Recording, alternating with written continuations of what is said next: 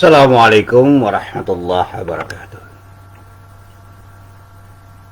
Alhamdulillahilladzi khalaqal mauta wal hayata liyabluwakum ayyukum ahsanu amala. Asyhadu an la ilaha illallah wahdahu la syarikalah, asyhadu anna Muhammadan abduhu wa rasuluh. Allahumma salli wa sallim ala nabiyyina Muhammad wa ala alihi wa sahbihi wa man walah, amma ba'd. Para jamaah yang dirahmati Allah, alhamdulillah pagi ini kita bisa bertemu lagi, dan kita selalu berharap mudah-mudahan pertemuan-pertemuan kita, termasuk pertemuan kita pada pagi hari ini, benar-benar menjadi pertemuan yang mendapatkan ridho dari Allah Subhanahu wa Ta'ala. Amin. Para jamaah yang dirahmati Allah, pagi ini seperti juga yang kemarin saya sampaikan, saya akan menjawab pertanyaan dari para jemaah. Pertanyaannya sederhana, tetapi jawabannya bisa tidak sederhana. Tetapi saya ingin mencoba menyederhanakan apa yang harus saya katakan, tanpa harus mencoba memberi contoh yang terlalu rumit. Saya akan beri contoh yang sederhana-sederhana saja, dan mudah-mudahan contoh-contoh yang sederhana itu bukan sesuatu yang terlalu menyederhanakan persoalan, bukan sesuatu yang dianggap terlalu menyederhanakan persoalan. Nah, para jamaah yang dirahmati Allah, ada satu kasus yang sederhana yang seringkali saya cermati. Suatu saat ada orang yang jarang ke masjid, padahal biasanya dia sering ke masjid. Tiba-tiba dikatakan oleh banyak orang bahwa dia itu pemalas. Nah, stigma yang dibuat orang bahwa dia itu pemalas dan pencitraan buruk terhadap dirinya itu kan sebenarnya sesuatu yang tergesa-gesa. Di samping itu, pernyataan itu bisa menjadi fitnah bagi orang itu. Kalau ternyata orang itu tidak sedang menjadi orang yang malas, tetapi ada masalah yang mengakibatkan dia tidak ke masjid. Lebih jauh dari itu, kita tidak usah menilai orang dari penampilan-penampilannya, sampai kemudian mengatakan sesuatu yang bisa menimbulkan pencitraan negatif pada orang yang kita katakan seperti itu. Kalau memang ada sahabat kita, teman kita, tetangga kita, atau orang-orang yang biasanya ke masjid kok jarang ke masjid, marilah kita coba mencari tahu kenapa dia tidak ke masjid, atau kita bersilaturahim, mendatangi, ya, berkomunikasi dengan siapapun yang membuat kita semakin tahu kenapa orang-orang itu, kenapa dia itu tidak ke masjid. Bahkan kalau kita bisa bertemu, ya kita mengajak orang itu ke masjid. Nah, ternyata orang itu jarang ke masjid karena sakit.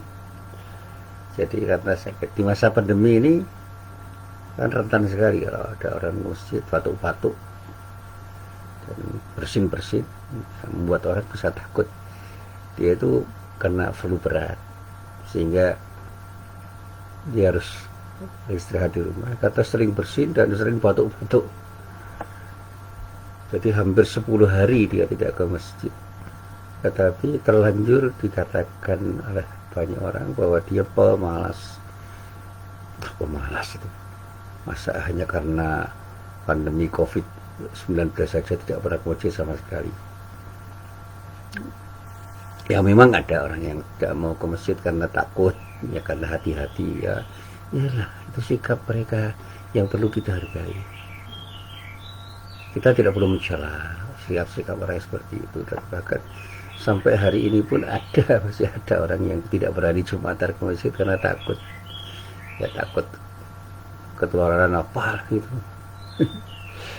Ya sederhananya takut terkena virus lah gitu, virus yang kita sebut atau disebut orang dengan virus corona 19. Ya silahkan saja, kalau saya ditanyanya tidak ada masalah dengan orang itu. Yalah dia itu khawatir, takut atau hati-hati karena hak dia seperti itu. Kita hargai hak mereka. Dan sementara kita yang rajin ke masjid jangan sombong. Jangan-jangan kesombongan kita ketika kita sering ke masjid itu mengakibatkan kita tidak mendapatkan pahala dari Allah karena kerajinan kita ke masjid. Ya sudahlah, mau rajin ke masjid, rajin aja. Karena kalau kita mencoba untuk menampakkan diri, malah kita terjebak pada sikap riya sehingga keikhlasan kita hilang di dalam beribadah kepada Allah. Sia-sia apa yang kita lakukan. Sudah, semua berjalan natural aja. Kita jalani secara natural aja. Nah, para jamaah yang dirahmati Allah. Selanjutnya, saya sering diingatkan oleh guru saya dulu, tapi peringatan itu memang terlalu keras bagi saya waktu itu.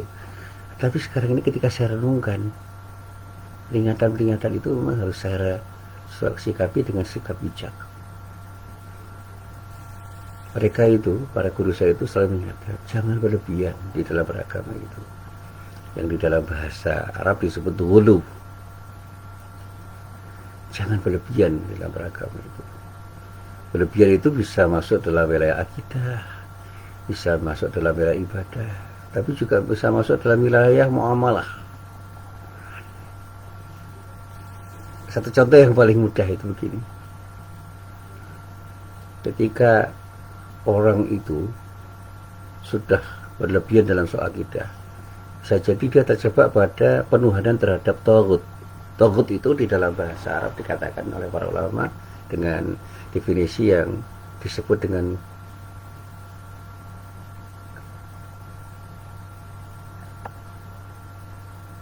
al-ma'bud, sesuatu yang disembah, illallah, kecuali selain Allah. Jadi semua hal, kullu syai'an al-ma'budi illallah, yang disembah selain Allah, itu disebut tauhid. Bahkan ada yang menyebut kullu syai'in al-ma'budi siwallah. Ya, pernyataan-pernyataan itu kalau kita terjemahkan, ya, semua yang disembah selain Allah itu yang disebut tauhid. Nah, mungkin nggak kita menyembah sesuatu selain Allah? Ya mungkin saja. Pemberdalaan kita terhadap sesuatu yang kemudian mengakibatkan kita itu taat sepenuhnya kepada sesuatu itu mengakibatkan kita itu seringkali lupa untuk menghambakan diri kita kepada Allah. Jadi contoh yang paling mudah itu, taklid buta pada seseorang, siapapun orang itu, disebut apapun, apa mubalik, apa da'i, apa ustadz, apa kiai, ya kemudian kita kehilangan sikap kritis, itu bisa saja kita memberhalakan tokoh itu, siapapun orang itu, disebut apapun, sehingga apapun kata orang itu kita benarkan, meskipun mungkin saja apa yang dikatakan orang itu berseberangan dengan prinsip syariat. Itu contoh yang paling mudah lah gitu. Ada seorang yang menjadi ustadz itulah mengatakan bahwa kita harus bersedekah sebanyak-banyaknya tanpa batas, karena Allah akan membalas sedekah kita itu minimal 10 kali lipat. Mungkin sehari setelah kita bersedekah, mungkin seminggu, mungkin sebulan, atau mungkin setahun, tetapi pasti dibalas dengan balasan 10 kali lipat. Dan 10 kali lipat itu terjemahkan dengan penerjemahan yang sangat matematis, pasti eksak, dan wujudnya juga materi yang kita sedekahkan. Misalnya kalau kita bersedekah 1 juta akan kembali menjadi 10 juta. Kalau kita sedekah 1 miliar akan kembali menjadi 10 miliar. Ditunggu-tunggu sampai setahunnya tidak kembali-kembali. Itu cara berpikir yang menurut saya kurang tepat. Karena apa yang dikembalikan Allah itu namanya berkah, ziyadatul khair, nilai kebaikannya. Dan nilai kebaikan itu tidak harus berupa materi. Ketenangan hidup, kedamaian, dan bahkan sesuatu yang kembali tidak dalam bentuk uang, itu bisa dikatakan sebagai balasan yang nilainya berlipat. Saya pernah diberi cerita, sebuah ilustrasi yang saya renungkan. Ada sebuah keluarga itu yang dari ayah ibunya sampai anaknya itu sedang bersedekah. Ternyata rezekinya dilancarkan Allah. Rezeki itu tidak harus bentuk uang. Keluarganya tenang, damai, sejahtera. Anak-anaknya soleh, solihah. Hubungan antar keluarga itu sedemikian rupa harmonis dan bisa menjadi contoh baik dan bahkan terbaik bagi banyak orang. Dan sedekahnya itu yang akan memberikan nilai tambah. Itu yang namanya ziyadatul khair.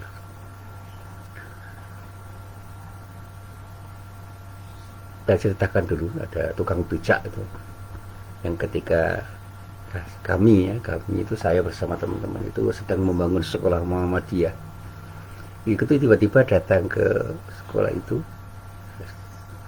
dan menyumbangkan uang recehan itu. Jumlahnya itu hampir 200.000.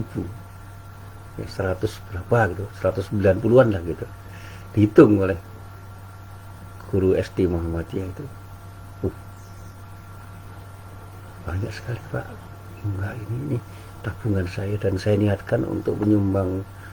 Mudah-mudahan Allah menerima amal saleh saya yang sederhana itu. Ya akhirnya orang berdoa, mudah-mudahan Pak Bapak mendapatkan tambahan rezeki yang berlimpah dari Allah karena sedekah Bapak. Bapak itu mengatakan amin. Apakah Bapak itu setelah bersedekah menjadi orang kaya? Ya tidak. Tetap saja dia menjadi tukang becak. Tapi dia mengayu becaknya dengan tenang, dengan damai, dan orangnya santun sekali, rajin ke masjid. Saya masih ingat itu. Saya lupa namanya Bapak itu, tetapi Bapak itu selalu datang ke masjid, dan masjid yang selalu didatangi itu kalau tidak Masjid Margoyono di Langenastran, juga Masjid Sawatuladan pernah kali 2 kali di Masjid Ngadisurian di kampung saya. Dan Bapak itu sederhana orangnya. Dan dia bukan kemudian menjadi orang kaya setelah bersedekah, karena dia tidak mengharapkan kekayaan. Dia cuma mendapatkan pahala dari Allah. Dan itu berkah. Iya, tentu khair. Dia merasa nyaman ketika bersedekah itu karena apa? Dia yakin Allah akan membalas sedekah yang dia berikan dalam bentuk sumbangan yang jumlahnya kurang dari 200.000 itu dengan sesuatu yang nilainya jauh lebih besar daripada uang 200.000 kurang itu. Dan ternyata ketenangan hidupnya itu bisa saya pahami sebagai balasan dari Allah yang luar biasa. Makanya kalau saya mendengar ada orang mengatakan bersedekahlah, semakin banyak Anda bersedekah, Allah akan mengembalikan sedekah Anda minimal 10 kali lipat, bahkan sampai 700 kali lipat. Itu betul. Tetapi kelipatan itu jangan dipahami sebagai sesuatu yang sifatnya matematis dalam ruang dan waktu yang berbeda, dalam bentuk sesuatu yang sama persis bentuknya, wujudnya dengan uang misalnya yang kita sedekahkan misalnya. Jadi kalau kita sedekah uang 1 juta pasti akan kembali 10 juta. Bukan seperti itu cara berpikir kita. Tapi keikhlasan kita bersedekah itu insya Allah akan dibalas oleh Allah dengan balasan yang jauh lebih bernilai daripada apa yang kita sedekahkan melalui apapun dan siapapun dalam bentuk apapun. Ya, kita tidak mungkin bersedekah terus-menerus dalam bentuk uang. Bisa tenaga, bisa pikiran, dengan cara apapun kita bersedekah. Insya Allah dengan apapun yang kita sedekahkan itu Allah akan membalas sedekah kita itu dengan balasan yang terbaik. Dan itulah cara berpikir yang mestinya kita miliki. Jadi sekali lagi nasihat guru-guru saya tentang hulu itu saya pahami betul. Jangan berlebihan di dalam memahami agama, apalagi di dalam berakidah.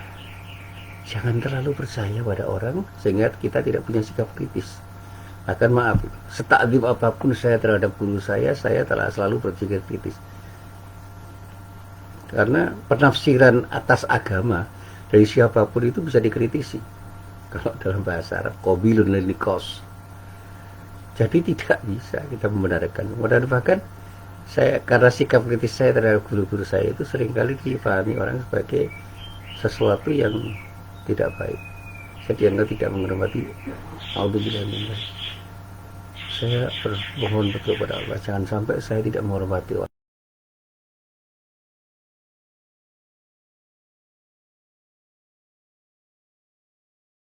ini. Tapi ini yang paling penting saya sampaikan, saya tidak pernah menerima bulat-bulat pendapat mereka. Selalu saya pertimbangkan untuk saya terima atau tidak. Dan bahkan saya seringkali berdiskusi dengan guru-guru saya. Itu sampai detik ini saya sering berdiskusi dengan guru-guru saya tentang apapun, berkaitan dengan masalah apapun yang memang perlu saya diskusikan.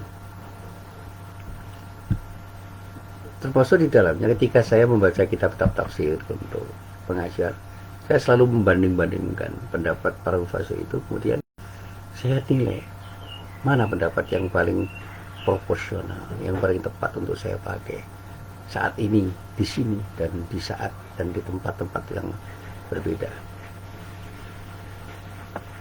Saya sering baca kitab tafsir Ibnu Katsir, Al-Qurtubi, dan yang lain-lain, termasuk Al-Mawardi. Itu saya coba untuk saya bandingkan ketika para ahli tafsir itu menafsirkan ayat-ayat tertentu, dan ternyata simpulan-simpulannya seringkali berbeda satu sama lain.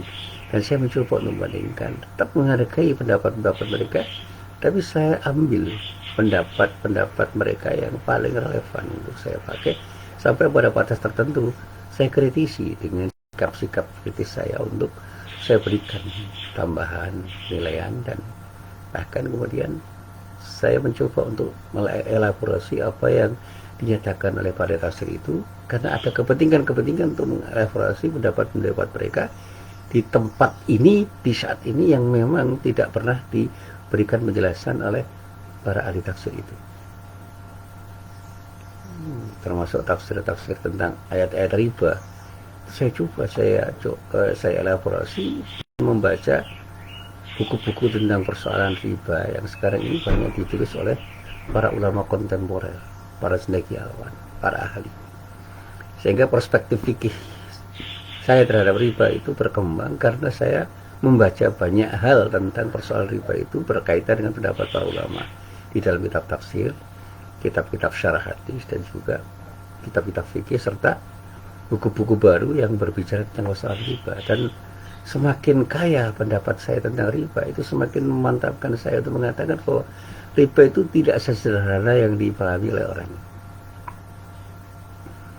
Saya katakan riba itu bisa berbentuk menjadi sesuatu yang bermacam-macam, tidak hanya dalam pengertian ziyadah masyru'ah yang berupa benda, tetapi saya lebih melihat bahwa ziyadah masyru'ah itu berkaitan dengan nilai dari sesuatu yang dipertukarkan dalam dunia bisnis. Ini yang selalu saya sampaikan, bahwa ketika kita jual beli jasa misalnya, itu bisa saja terjadi riba ketika jual beli, kata transaksi jual belikan itu mengalami ketimpangan. Ya, jasa-jasa apapun, ya, jasa pendidikan, kemudian jasa-jasa yang lain yang seringkali saya cermati, itu memang masing-masing punya nilai yang berbeda.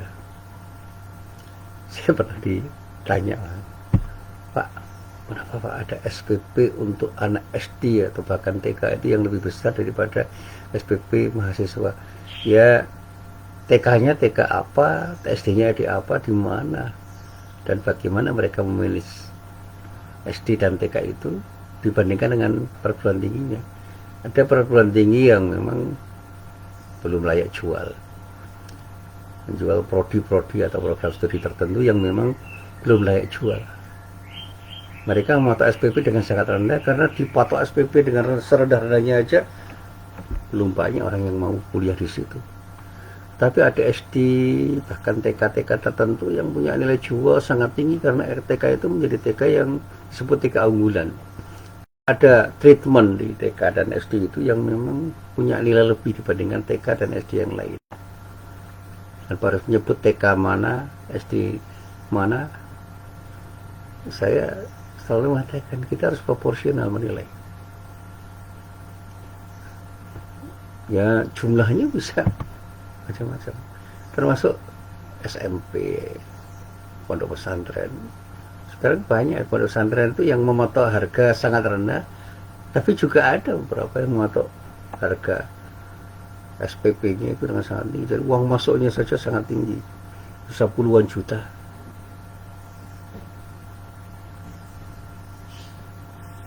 Tapi ada yang uang masuknya itu hanya 1 juta, 2 juta, bahkan ada yang kurang dari 1 juta. Bahkan ada yang menggratiskan. Jadi pondok-pondok tahfidz Quran di Indonesia itu banyak yang menggratiskan uang masuk dan SPP-nya. Bahkan asramanya dikatakan, jadi makan minum di situ gratis. Apakah yang gratis itu pasti tidak benar? Tentu tidak juga, karena memang dari penyelenggaranya digratiskan untuk siapapun yang mau menjadi santri tahfidz Quran itu, dan hasilnya juga banyak yang luar biasa. Banyak hafidz-hafidz itu lahir dari pondok pesantren tahfidz Quran yang memang digratiskan, karena memang tidak ada orientasi bisnis kecil apapun dari pemilik pondok pesantren itu, karena mereka ingin beramal jariah dengan pondok pesantren itu. Di Jogja ada.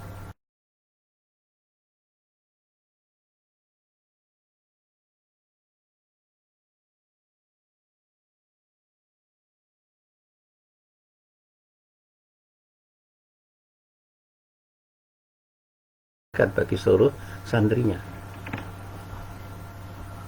Tapi di pondok pesantren itu bukan berarti proses belajar mengajarnya jelek. Sementara ada pondok-pondok pesantren yang membayar SPP-nya mahal, uang masuknya mahal, ya biar saja.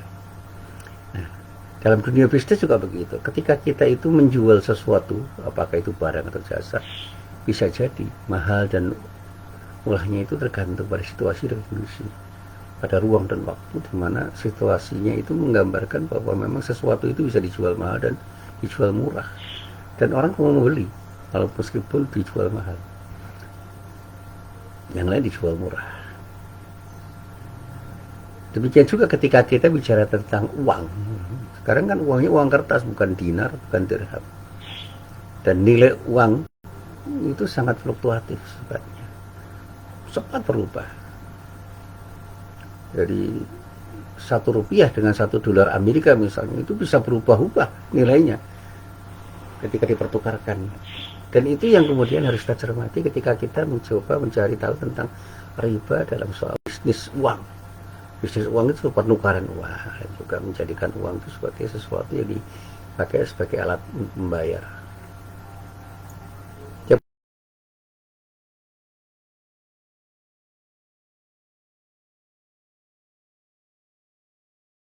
10 tahun yang lalu.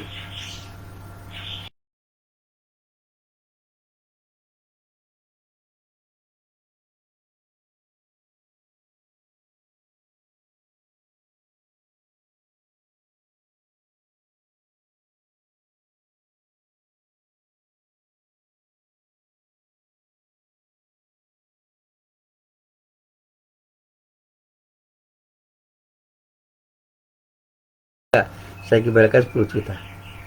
Nah, orang yang punya uang itu ya coba tersenyum saja dan mengucapkan terima kasih. Dan saya tidak berpikir apa-apa, orang yang meminjamkan uang itu juga tidak berpikir apa-apa, karena yang meminjami uang kepada saya itu niatnya cuma satu, ingin menolong, tidak ingin berbisnis. Jadi akadnya akad tabarruk, bukan akad tijari. Jadi dia ingin membantu saya. Sehingga ketika saya kembalikan uang 10 juta itu, dia ternyata tersenyum mengucapkan terima kasih. Sudah selesai. Tetapi ada yang kemudian memberikan pendapat pada saya. Alangkah enaknya kamu pinjam uang 10 juta 10 tahun yang lalu, kamu kembalikan 10 juta sekarang. Itu merugikan orang yang meminjam.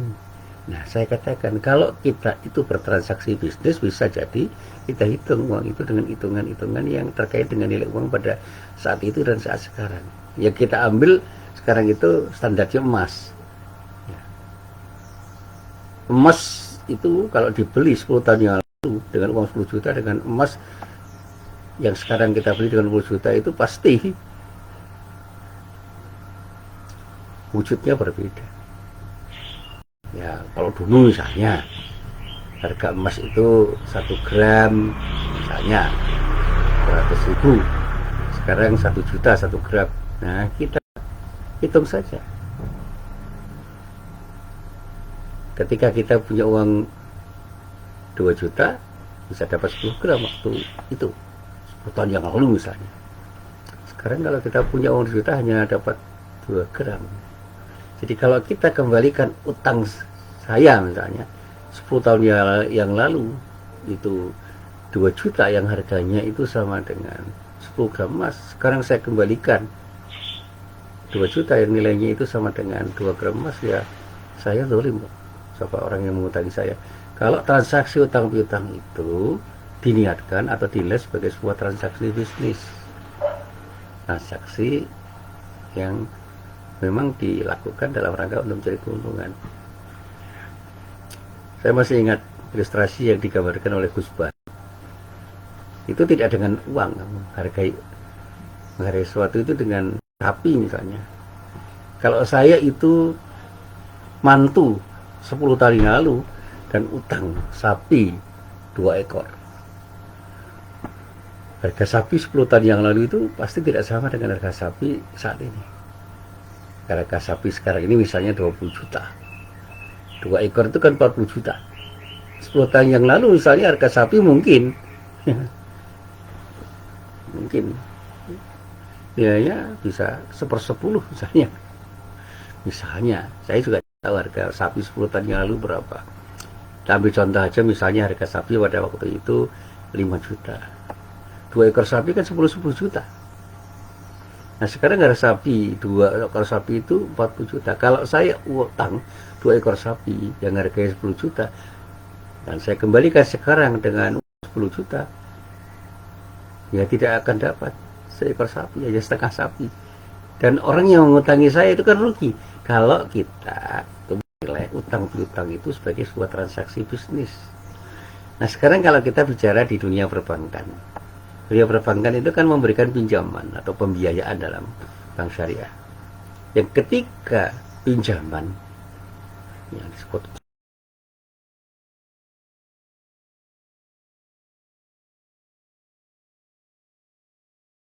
ketika kita kembalikan sama dengan apa yang kita pinjam 1 tahun, 2 tahun, 3 tahun, 10 tahun yang akan datang dengan nilai yang sama,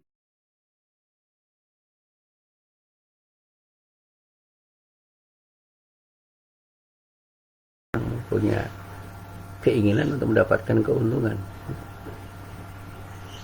Itu institusi yang disebut sebagai lembaga yang memang diorientasikan untuk berbisnis. Ya memang pendirian bank syariah misalnya itu tidak semata-mata didirikan untuk kepentingan bisnis semata, tetapi juga didirikan untuk kepentingan menolong orang. Makanya di dalam bank syariah itu ada transaksi yang disebut transaksi bisnis, ada transaksi non bisnis. Yang di dalam istilah bahasa Arab ada yang dikatakan sebagai akad tijari dan akad tabarruk. Nah, dalam konsep akad tabarruk ada dalam qard hasan. Di dalam qard hasan itu memang bank meminjamkan sesuatu tanpa bunga sekecil apapun. Tetapi ketika transaksi mudharabah atau musyarakah, maka akan ada hitungan karena transaksinya itu transaksi bisnis, itu harus diukur dengan keuntungan. Di situ ada keinginan untuk berinvestasi misalnya. Saya punya bank, bekerjasama dengan seorang atau lembaga tertentu untuk bermudharabah. Maka saya harus beruntung dengan kerjasama itu. Maka untuk menghindari riba,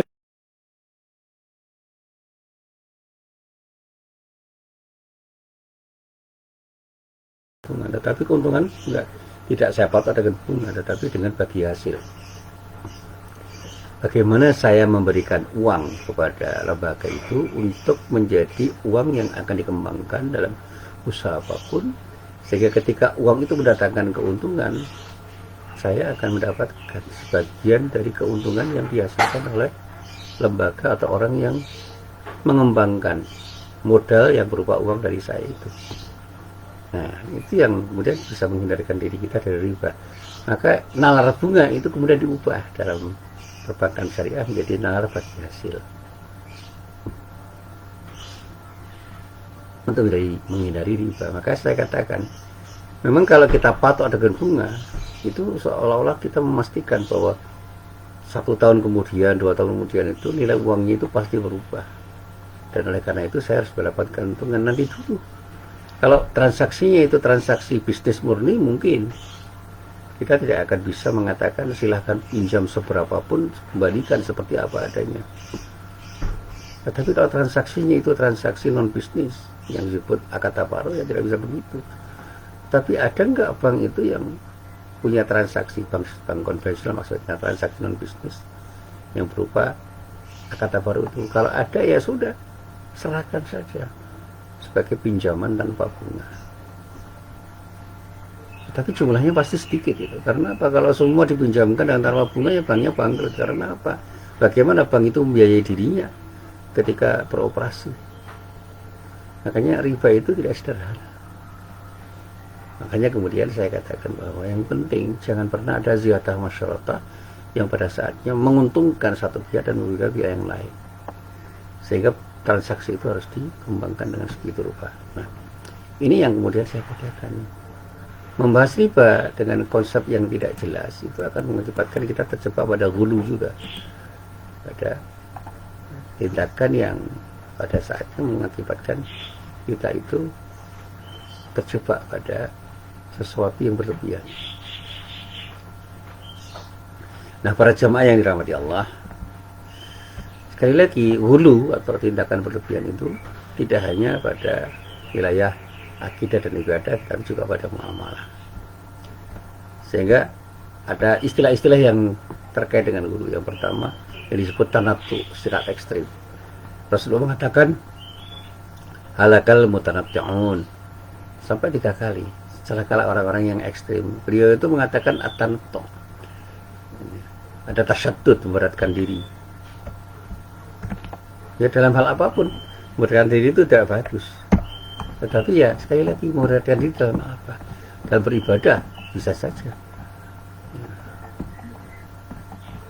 Kita itu boleh berpuasa sampai berpuasa sunnah, tapi kalau tidak kuat ya nggak usah.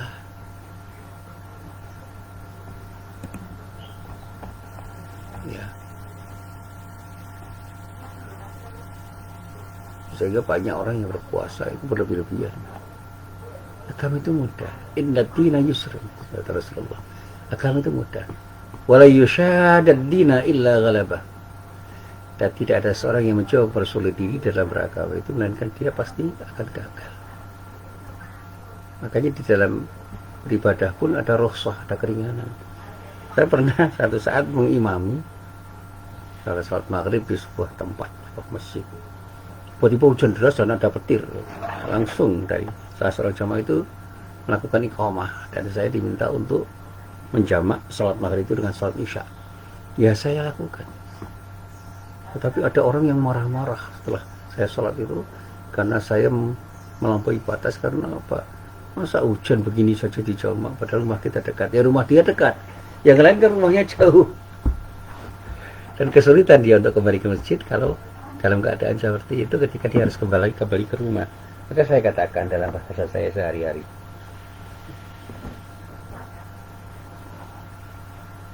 dalam bahasa saya sehari saya katakan, silakanlah Anda itu beragama dengan cara yang tepat. Maaf, ini ada sesuatu yang tumpah. Silakan beragama, tapi jangan berlebihan. Demikian juga pernah satu saat ada seorang yang ingin berpuasa sunnah dengan puasa Daud, malah sakit karena memang tidak kuat fisiknya. Lalu saya nasihati, sudahlah, tinggalkan puasa Daud, puasa Senin Kamis sajalah, atau puasa Ayyamul Bid. Dia mengatakan, nggak mantap Pak. Ya silakan, tapi kalau fisik Anda nggak kuat, gimana lagi? Ya, jangan berlebihan di dalam beragama. Ini soal ibadah memang bagus berpuasa Daud itu, tapi kalau nggak kuat fisiknya jangan dipaksakan. Ini yang disebut dengan istilah tasyaddud. Ada juga istilahnya itu yang disebut dengan kalau tidak melampaui batas ketentuan syariat. Syariatnya sudah jelas. Yang namanya wudhu begitu, tayamum begitu, nggak usah dilebih-lebihkan. Saya pernah ditanya oleh orang tentang wudhu. Ya saya katakan wudhu itu tidak hanya untuk satu sholat, dua sholat juga boleh. Satu saat saya sudah berwudu sebelum sholat maghrib, kemudian beri pengajian. Ketika saya mau mengimami isya, ditanya orang, nggak wudu lagi pak? Belum batal. Malas pak. Bukan soal malas. Kenapa? Memang tidak diharuskan berwudu sebelum batal. Tapi kalau mau berwudu lagi ya nggak apa-apa. Itu aja. Ya, wudu itu tidak hanya untuk satu sholat, dua sholat juga boleh. Berbeda dengan tayamum. Kalau kita itu sudah bertayamum ya, satu kali, kemudian mau sholat lagi di sholat yang lain, kok ada air, ya nggak boleh begitu.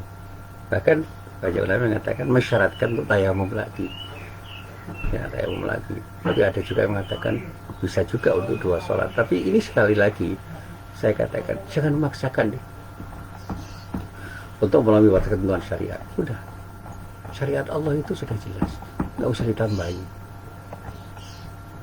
Ada juga yang istilahnya tatkalluf, maksa-maksa diri. Dan seperti yang tadi saya katakan, sudah jelas gak kuat berpuasa kok, mau berpuasa sunnah sebanyak mungkin, malah sakit. Dan bahkan pada saatnya bisa saja kan wulu itu tidak hanya masuk dalam wilayah ibadah, tapi dalam wilayah akidah. Kita ini seringkali membaca bagaimana orang menuhankan sesuatu yang bukan Tuhan. Ya dulu kaum Nabi Nuh misalnya menyembah matahari, bulan dan bintang. Itu namanya wulu. Orang Yahudi itu juga pernah terjebak pada penuhanan terhadap Uzair. Dan bahkan dalam tradisi-tradisi tertentu ada orang-orang yang menuhankan pohon, gunung, dan mitos-mitos yang dikembangkan. Misalnya mitos Nyai Roro Kidul misalnya, itu penuhanan terhadap sesuatu yang bukan Tuhan. Itu sudah merusak akidah. Dan yang selain saya sempat sampaikan, hulu dalam kehidupan, diantaranya hulu dalam makan dan minum. Jangan makan minum secara berlebihan. Bahkan saya katakan makan minum itu boleh, kulu washrabu, tapi dikatakan 200.000 israf itu berlebihan dalam makan minum, nggak boleh, sehingga kita bisa sakit sebagai akibat dari tindakan kita ketika berlebihan di dalam makan dan minum. Saya punya teman yang punya duit, makannya luar biasa, apa saja dimakan karena punya duit, akhirnya sakit ya sebagai akibat dari berlebihan ketika makan. Nah, termasuk di dalamnya ketika berlebihan di dalam soal pernikahan. Saya pernah menjumpai ada orang yang menikah dengan mas kawin yang luar biasa. Ya kalau dia punya nggak apa-apa. Tapi bagaimana orang itu memaksakan diri untuk memberi mas kawin yang luar biasa, malah kesulitan, malah nanti utang sekali. Nikah itu kita lakukan tidak dengan memberatkan diri. Jangan pernah kita menikah dengan konsep hulu sehingga malah memberatkan kita. Nah, ini yang kemudian saya sampaikan. Yang terakhir saya ingin mengatakan begini. Kita kadang-kadang juga hulu di dalam berorganisasi. Fanatisme terhadap kelompok itu terlalu besar. Sehingga seolah-olah yang terbaik itu hanya kita. Sementara kalau kita mau bersikap kritis, banyak hal yang perlu kita kritisi dari kelompok kita sendiri, komunitas kita sendiri, yang kemudian kita bisa belajar di kelompok lain. Karena fanatisme buta terhadap kelompok tertentu atau sempitnya wawasan, bisa saja seorang itu mendewakan, memberhalakan organisasinya dan menganggap remeh organisasi yang lain. Dan pada saatnya seolah-olah organisasi itu menjadi sesuatu yang diagamakan. Nah, kebanggaan kelompok itu jangan sampai kemudian membelenggu kita untuk bersikap wudhu. Saya mengatakan kalau bukan kita siapa lagi? Maka hanya kita yang berhak masuk surga karena kita adalah kelompok yang paling benar di dalam berislam. Nah, itu kebanggaan kelompok yang saya katakan sebagai sesuatu yang berlebihan, itu wudhu. Saya tidak pernah mengatakan bahwa kelompok manapun itu menjadi kelompok yang terbaik. Mari kita sama-sama belajar untuk sama-sama mengerti bahwa kita itu punya kekurangan dan kelebihannya.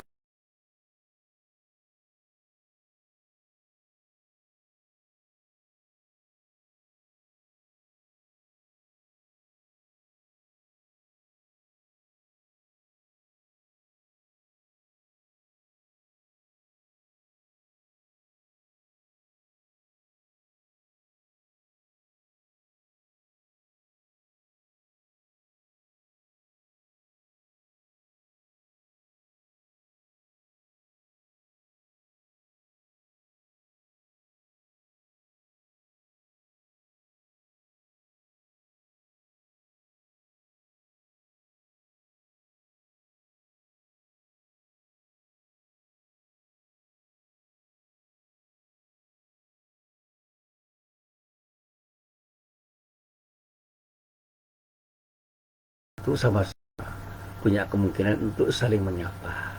Mari kita coba untuk saling menyapa satu sama lain, termasuk di dalamnya ketika kita beragama dengan cara yang tepat, sehingga sikap moderat kita itu menghasilkan sesuatu yang tepat ketika kita mewujudkan keberagaman kita di dalam masyarakat. Inilah apa yang bisa saya sampaikan, mudah-mudahan bermanfaat. Billahi taufiq wal hidayah. Assalamualaikum warahmatullahi wabarakatuh.